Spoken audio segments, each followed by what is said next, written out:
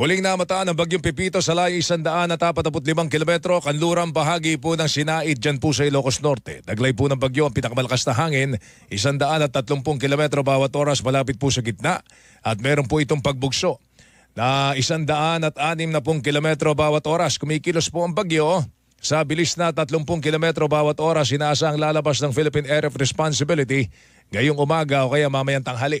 Nakataas ang babala ng bagyo bilang 3 sa hilaga at kanlurang bahagi ng Ilocos Sur, hilagang kanluran ng La Union, kanlurang bahagi ng Abra. Umiiral naman ang babala ng bagyo bilang 2 sa Ilocos Norte, nalalabing bahagi ng Ilocos Sur, nalalabing bahagi ng La Union, Pangasinan, nalalabing bahagi ng Abra, kanlurang bahagi ng Mountain Province, Benguet, hilagang bahagi ng Zambales. Habang nakataas ang babala ng bagyo bilang 1 sa Apayao, Kalinga, nalalabing bahagi ng Mountain Province, Ifugao, kanlurang bahagi ng Cagayan, Nueva Vizcaya, hilaga